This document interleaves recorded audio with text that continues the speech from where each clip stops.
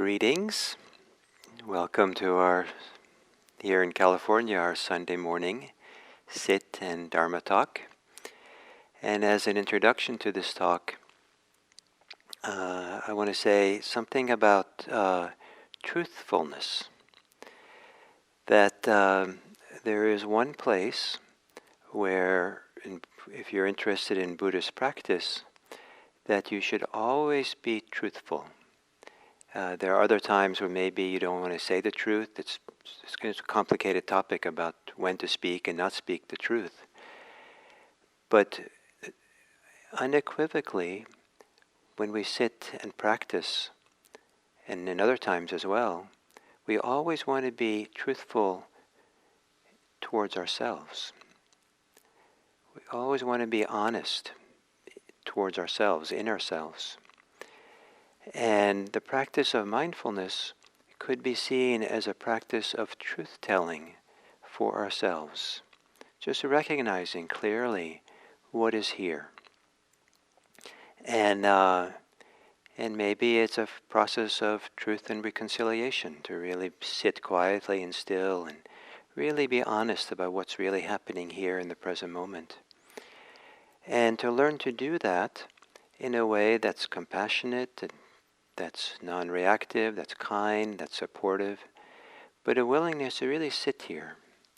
And hopefully many times seeing what's true in the moment is enjoyable and valuable and onward leading and deepening in a nice way. And sometimes it's not so wonderful to be here for ourselves. There's difficulties inside and challenges. But to learn how to attend to whatever we're sitting with is a huge part of what this mindfulness practice is about. It's not about necessarily being different, but it's being truthful about what is. It's about learning how to be present for what is, with care, with kindness, with support, without contraction or hate or greed, just here, sitting in the truth of the moment. So to take a meditation posture and to spend a few moments moving around a little bit and adjusting yourself to find a posture that really feels like the place where you're aligned, or the posture which is the posture that is maybe most supportive for you, to be attentive to the experience of the moment as you meditate, to be here, and to softly close your eyes. And perhaps, if it's possible for you, to let there be a softening within.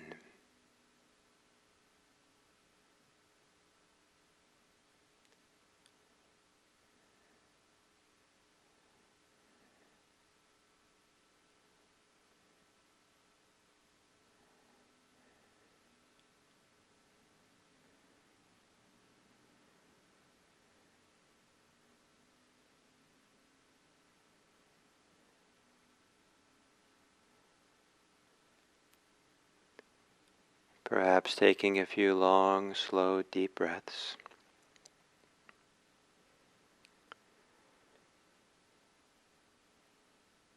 And as you exhale, to let go, relax into your body here.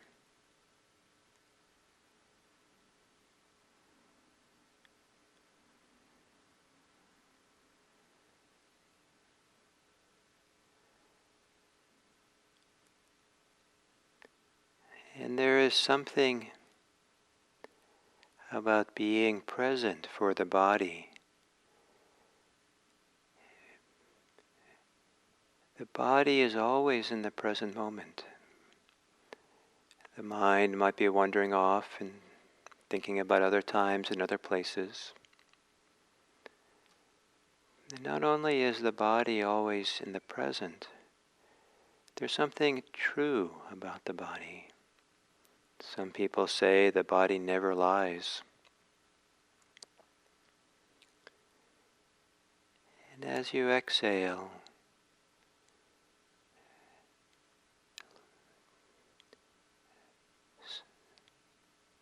soften yourself into your body.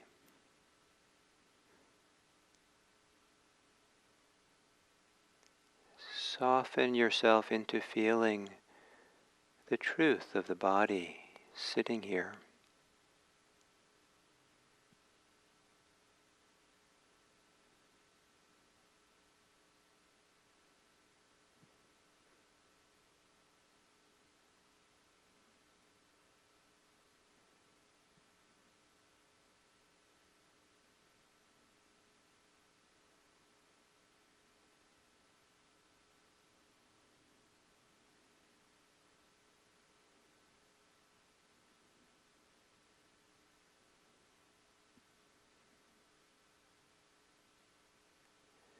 As you exhale, perhaps you can relax the thinking mind. Relax whatever tension or pressure or agitation that maybe is in your head or anywhere at all that's associated with thinking.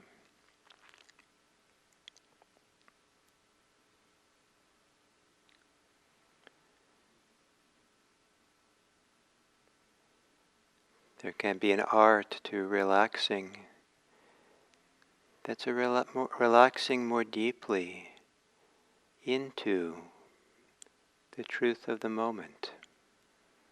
What's happening now within?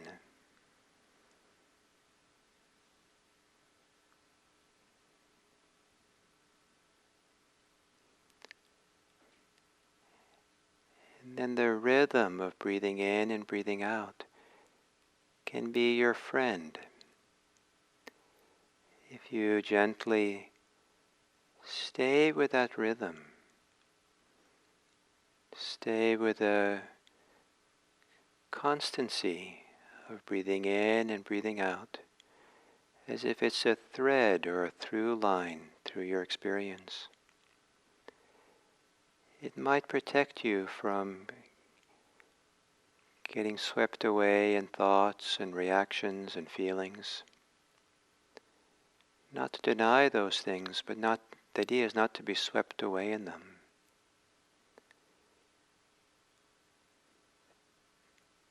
In the middle of all things, for this meditation, see if you can trust your breathing. Trust being mindful of breathing. Trust that that's all you need to do really, to stay with your breathing and to be truthful about what's happening in the moment. Those two things, breathing and truth, breathing and recognition of what's happening.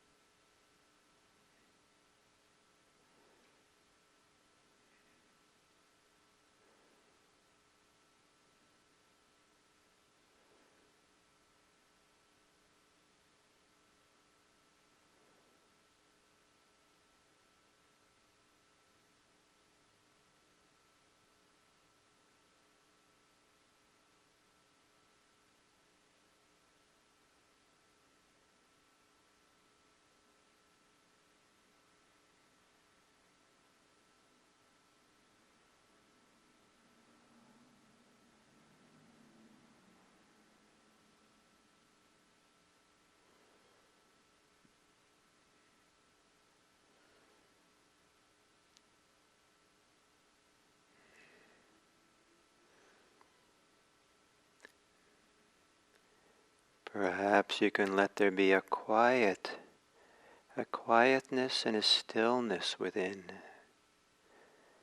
There's nothing so much you have to do or think about. It's to settle into the truth of the moment, a process of the body and heart having truth and reconciliation, breathing in the middle of all things, with a quietness that has space and room for everything. Remaining here, aware of what's happening in the moment, staying in the flow of the present moment, the flow of the body breathing.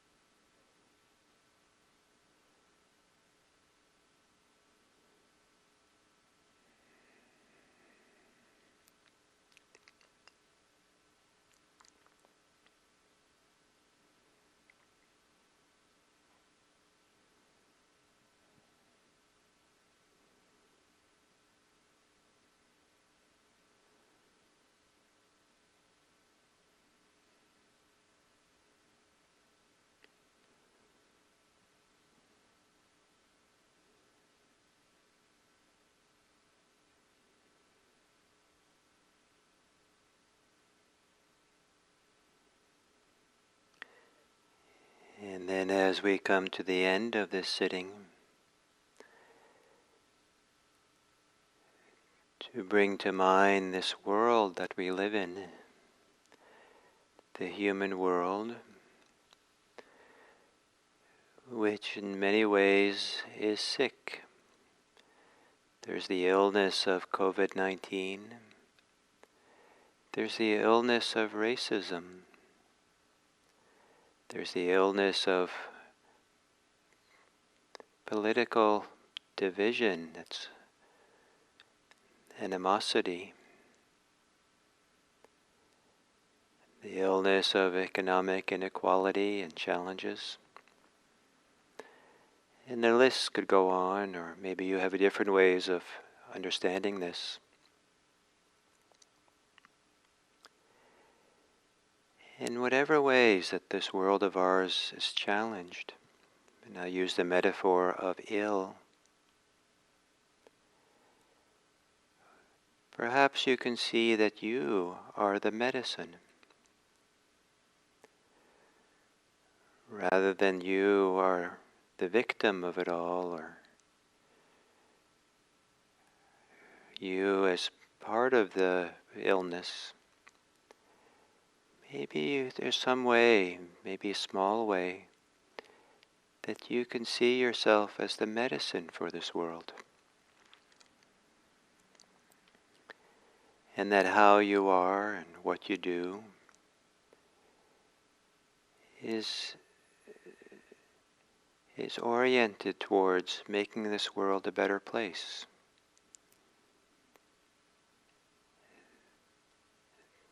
That how you talk to people, how you see them, how you relate to them,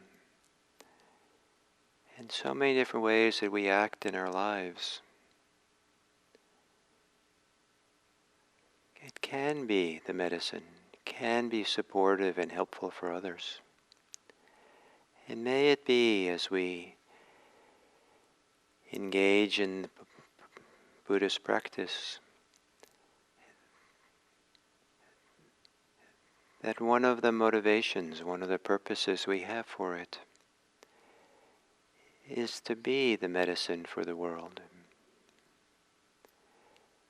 Is to be a kind of person who can not only wish for the welfare and happiness of others, who's concerned with their well-being, but who acts that way as well. May it be that our collective practice that we all share, may it be that it is for the welfare and happiness of all beings everywhere. May all beings be happy. May all beings be peaceful. May all beings be free from affliction.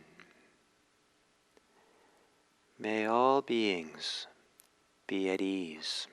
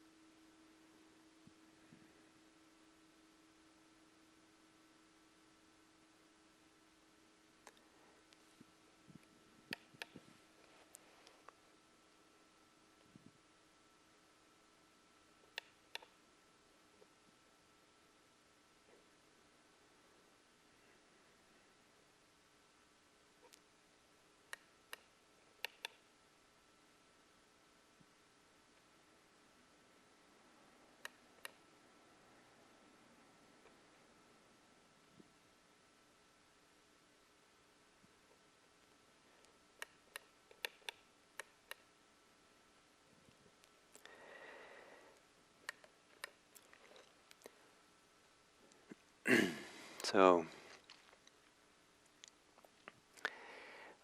what's on my mind for today's talk is to talk about a particular teachings of the Buddha that has to do with avoiding divisive speech, and rather to speak words that unite those that are divided. And to introduce this topic, a very important sutta where the Buddha talks about the truth. He at some point in the text he talks about that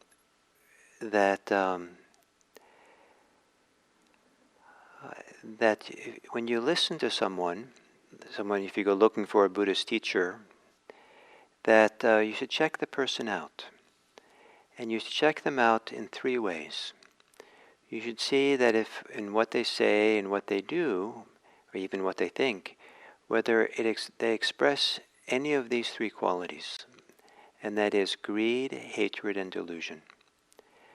And then he says the reason why you want to check them out is that with the presence of greed, hatred, and delusion, people might not say what's true.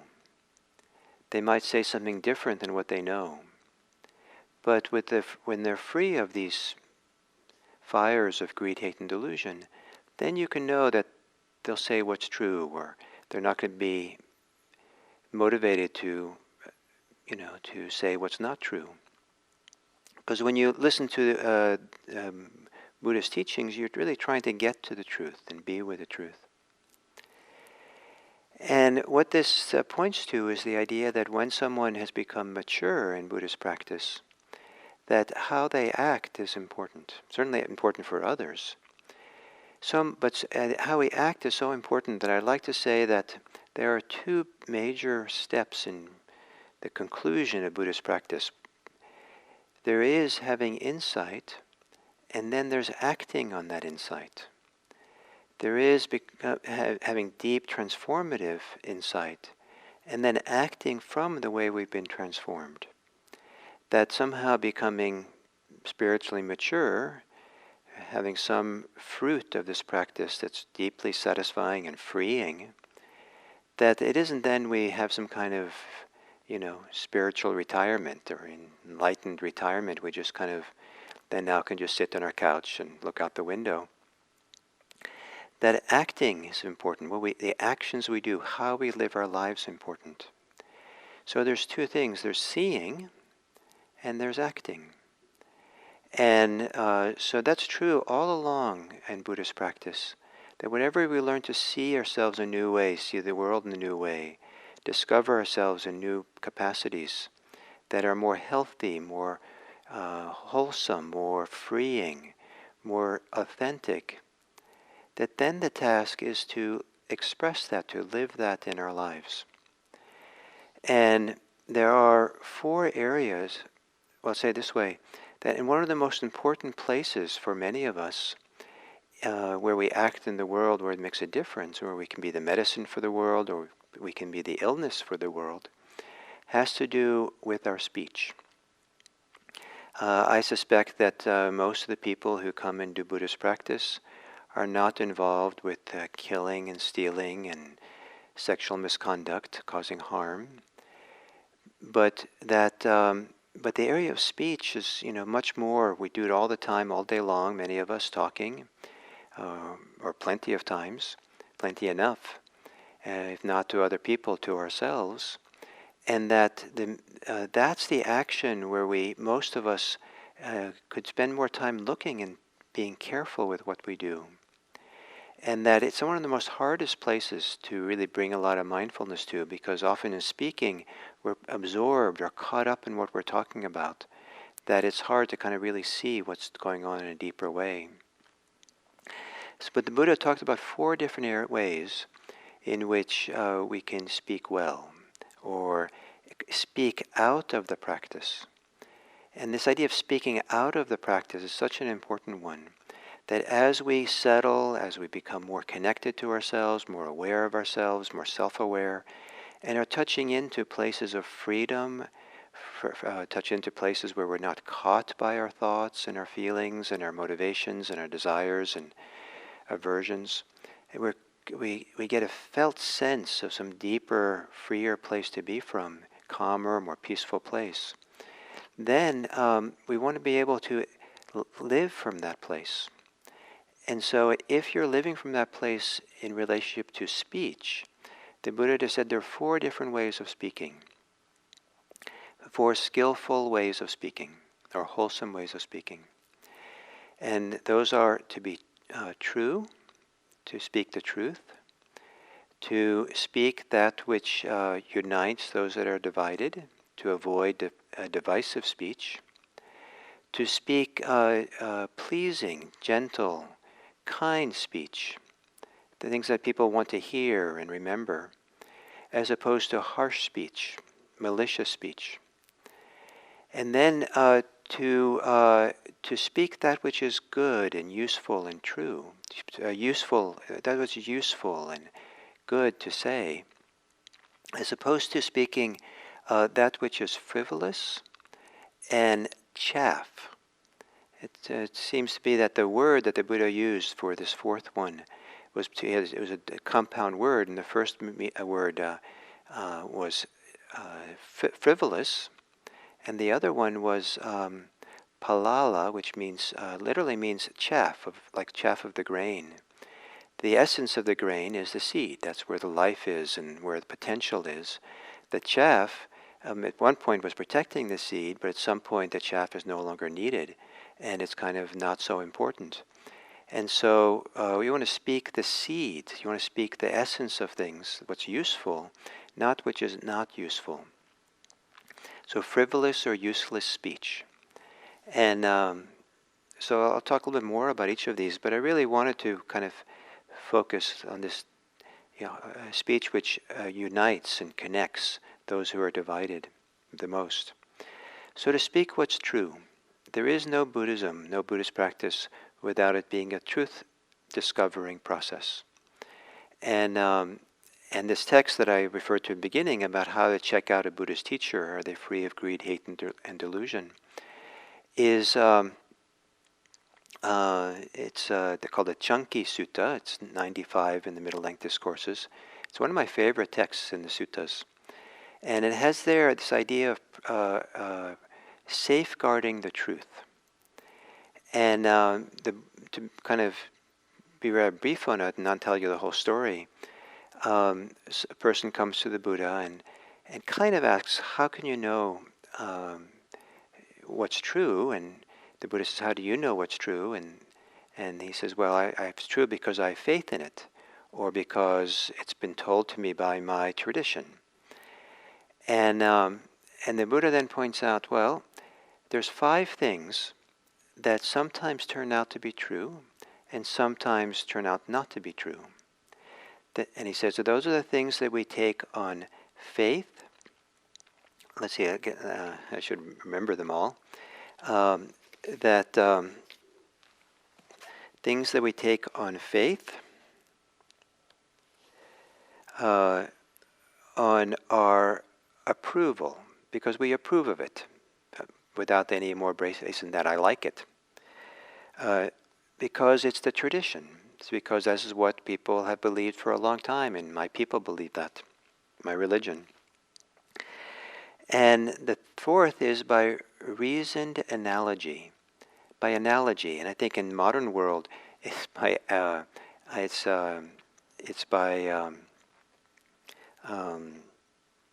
what's it called when you have just one example of something, and based on that one situation, we generalize and believe everything is true because of that. And going to use that one place not as an analogy, but as the evidence. And then reasoned reflection, where we kind of can think about things and we kind of then accept them because we think in a way that's accurate. We think it's so. So whether you remember those or get all those is not as important. But then the Buddha says, if you want to safeguard the truth, you don't avoid those 5 ways of knowing, But what you do is you state clearly the basis upon why you say something, where the authority or what the basis is for your statement. So if what you're saying, anecdotal evidence. Thank you, Olivia. So sometimes based on anecdotal evidence. So when you safeguard the truth, you're not necessarily avoiding those sources of understanding, but you clearly explain to people where you're getting your understanding. So if you have it on faith that this is so, you say, I have faith that this is so. If you have it based on you just like it, you just say, what I like is this understanding. It's based on my liking. This is what I approve of. And there's no other basis for approving it than I approve of it. Or it's the tradition. I read it in a book, or this is what my elder said, or this is what my religion says. I don't know if it's true, but this is the basis for it. And this idea of explaining to people, this is how I know something, is very freeing. Because one of the illnesses of our society is the use of declarative statements. Like, this is true. And it's phenomenal the degree to which people are opinionated these days, and have it on anecdotal evidence, have it because they like it, or there's a kind of authority that can come in a simple declarative statement that people want to some people want to gather around and believe and feel like they're right, and justified, but there's never questioning, where did that belief come from? On what basis do we have that as being true? Oh, because my friend told me, because I heard it on a some opinion piece on the news or something. But so the Buddha said, safeguard the truth by saying, on the basis upon which you know something. So that would change our society dramatically if we had that kind of care. And then other people can participate with us more clearly. We can be in dialogue with people in a wiser way if we don't make declarative statements saying this is true, but instead we say, on the basis of this, I read a news report, and according to that news report, this is what I understand. Or I have this piece of evidence, and based on that evidence, this is the conclusion that I've come to through my reasoning. Then the people can be in conversation with us, and it's easier for all of us to find our way to greater and greater truth, to greater and better understanding what goes on. And then someone in the sutta was asked the Buddha, well, how can we discover the truth? And then the Buddha goes on from there and says, well, then you have to practice. Then you have to develop a higher degree of mindfulness to really see more clearly in a deep, deep way what is true. And now in this case, the Buddha is actually pointing towards the truth of personal liberation, not necessarily the truth of what's happening in the world and politics. But the Buddha emphasizes that someone who is spiritually mature speaks the truth. And there's a wonderful reciprocity that goes on, that if you are spiritually mature, you can measure that by how truthful you are. If you notice you're not being truthful, you're hedging the truth, the reciprocity is, that can be a time to wake up and say, oh, here is some place for me to look at and practice with. This is worthy of my attention. Maybe in the moment or maybe later, say, what was going on for me? What honestly, truly was happening? Why did I feel like I had to lie here and not say the truth? What can I learn from this? How can I become a better person by learning from this? So it isn't like just a bad news to know that we're lying. It's actually the very material with which we can go further in our Buddhist practice, if that's what you want, or further in the movement towards freedom from greed, hate, and delusion. And then so truth. The second one, forms of speech for someone who's spiritually mature, is to be interested in healing the divisions between people, between friends, between family, in society. That's the orientation. And that could be an orientation in all acts of speech. Is the way that I'm speaking now, is that creating more distance or more connection? Is it creating more separation? Is people shutting down? Are they turning off? Are they stepping away? Are they going away? Or are we creating more connection here? and that comes from understanding the value of not having division, not having a wall between people, not having silence between people, not having hostility between people. And a lot of that understanding can come from recognizing how painful it is to live inside of ourselves if we're creating division between people. And how freeing it is to not have division, not have a divisiveness between people, not to be part of that divisive world.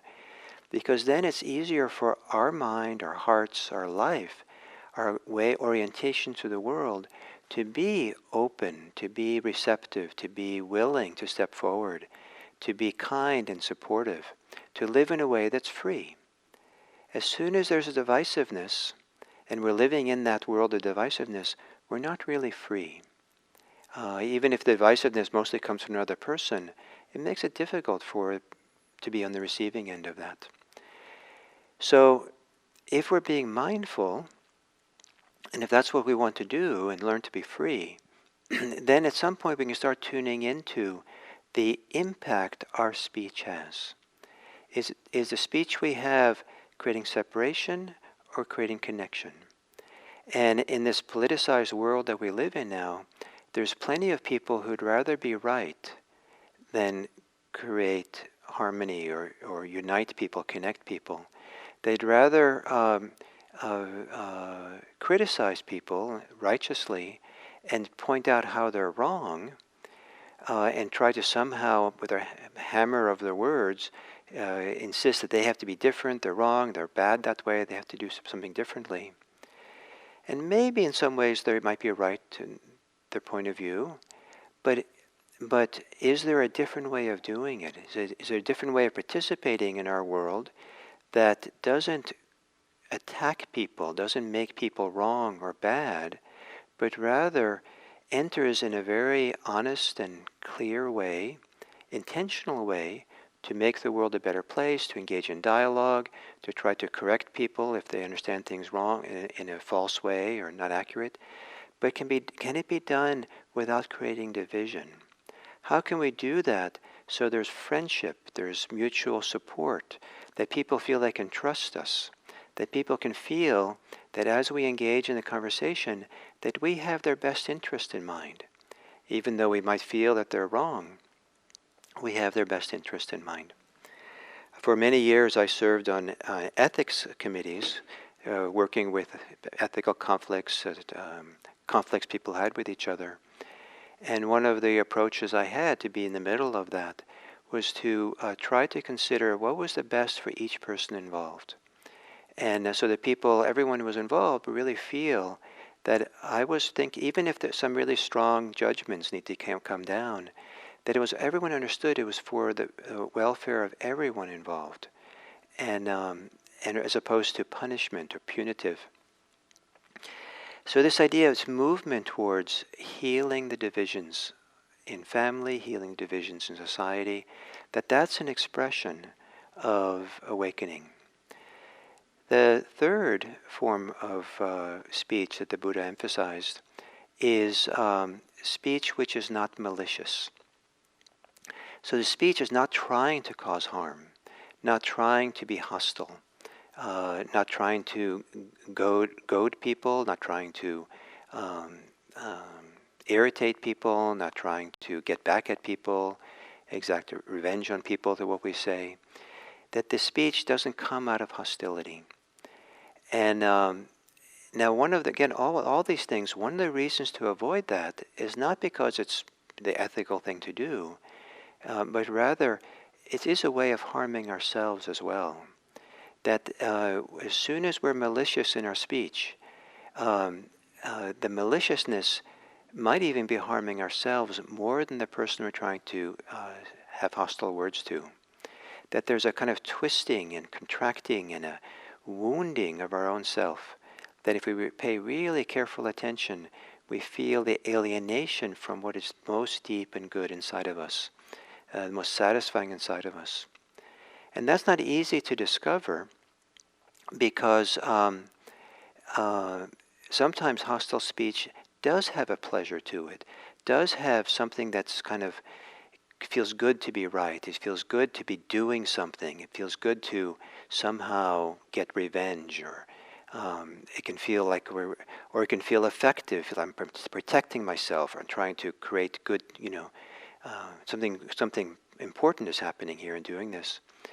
And so, if that's the momentum of the action, and we're not really paying attention inside, then we don't really feel the impact it has on us personally. And also, we probably don't pay much attention to the impact it has socially. And harsh speech can be effective in the short term, but it's not effective in the long term. It creates division. It creates people are hostile towards us or afraid of us. And it's more and more difficult to create friendly, harmonious, supportive, and mutually beneficial relationships in this world. And then the fourth kind of speech is useless speech and chaff, frivolous speech. And now this takes some care to consider, because sometimes speech that seems very trivial and maybe even useless in and of itself, it does have use when it's creating a sense of connection, a rapport with people. Talking about the weather, I don't need to talk about the weather, and it doesn't do me any good or the other person any good. But it's just a way of creating rapport and connection and warmth between us, having some kind of way of bridge to human connectedness. So that I wouldn't say is not useless. But there are ways of speaking which has no benefit, and maybe it doesn't connect any deeper human connectivity between people. It's just kind of filling the space, or it's a way of distracting ourselves from things, or it's a way of staying busy so we don't have to really face and deal with what's really important to deal with. It's an avoidance mechanism. So someone who is spiritually mature, at least in the Buddhist world, sometimes has a lot of silence or knows how to pause, because they don't have to fill the conversation with empty conversation, that they're willing to feel the connection they have with people regardless of whether they're talking or not. And there's a profound connection we can feel with each other when we're not talking. And to be with people, have that ability to be silent together and feel connected, I think is one of the great pleasures of life.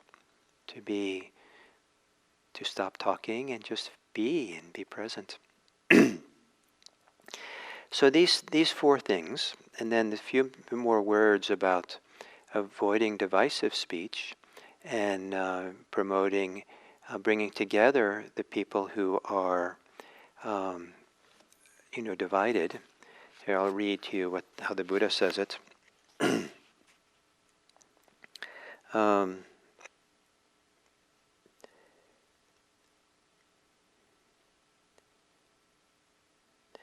Such a person does not divide people from each other, but rather he unites, that the person reunites those who are divided, and is a promoter of friendships.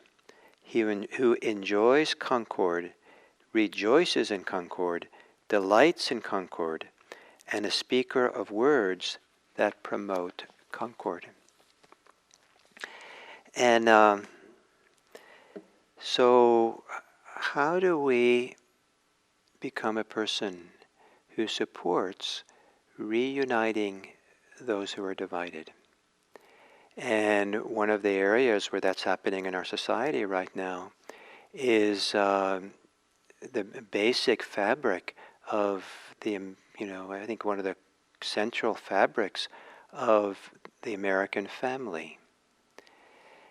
It's remarkable that so many of the black people in this country are descendants of slaves who have white fathers back then, the ancestors. that they share the same bloodline as white people, that we're family to a great extent. White people and black people in this country are kin, are family. And they were divided, some of them back in slave times were divided at birth. And they were kept divided through Jim Crow and kept divided down through the ages. And how do we take this fabric of American family and bring it together to end this divisiveness that has existed for so long? And this is where the other elements of right speech the Buddha talked about, they're so important. The idea of truth is not just important for us personally, but as we learn about the truth, then it's only through the truth that sometimes there can really be a reuniting, a reconciliation. It's no accident in South Africa they had the Truth and Reconciliation Council, the committee that really the truth needed to come out. And it's really, to me, it just continues to be kind of a shock, actually, how much of American history I never learned, and how much is still coming out about the horrific aspects of what happened to African Americans and indigenous people in this country, and to really learn about that challenge and what, I think we have to know. I feel we have to know about that history, kind of a truth-telling, to really be able to go further as a society and begin to do the reconciliation, uniting the people who are divided. And then to be devoted to non-malicious speech, and to learn how to have the conversations that are not divisive. I don't think that's easy, but for those of us who are doing Buddhist practice, I hope we get a lot of practice in our ordinary everyday life at using our mindfulness, understanding that part of this path of liberation is to find ways to speak that does not create division, does not create walls between people, even between spouses, even between family members. How do we learn to speak? How do we learn to speak honestly, truthfully, say what we need to say and what's necessary? But how do we do it in such a way that we don't alienate people from ourselves or make them angry and shut down? How do we find a way to speak that is supportive for everyone, including ourselves? And that is a powerful skill. That's a skill that's really well worth learning. We can learn a lot of it through mindfulness, just a lot of care and attention to what motivates us to speak, what's really going on inside of ourselves, so we don't do things which are unskillful. It's possible to learn and study all kinds of modalities or all kinds of exercises for learning how to speak more wisely. And nonviolent communication is one of them. But there's many. It doesn't take that much to learn, and then to practice it, and to become good at it slowly over time. We develop our abilities through the practice of it. And to practice with our friends. And if you have really good friends, you can say, I'm trying to learn to speak in a different way, and I'm going to experiment. And is it okay that maybe that you're patient with me as I try to find a different way of speaking? So what I've tried to say today is one of the things is that this concern and care around how we speak is really a powerful place for mindfulness practice to live, and that it's a way of learning to express the good, the benefits, the ways we're growing through the practice. Because as we grow and develop, become freer, it's really important to express it, to live it. Freedom which is not expressed is kind of not freedom. And so this is the ways to live it. And then to the degree to which we can't do it, we don't know how to unite those who are divided, to create deeper and deeper connection with each other. That itself is a mirror to help us to further with our own inner life, to develop, and this is where our mindfulness can go, to work out the kinks inside, the unresolved places, the challenges we have. And it's not easy to do this, to learn mindfulness speaking and come, but boy, is it worthwhile. It's a great thing to do. And I'm confident that if we as a community of practitioners can give care and attention to speech, that it'll be for the benefit of many, many people, and certainly for yourself as well. And it's something our society needs these days. And I hope that your Buddhist practice can be of benefit to the world around you. Thank you.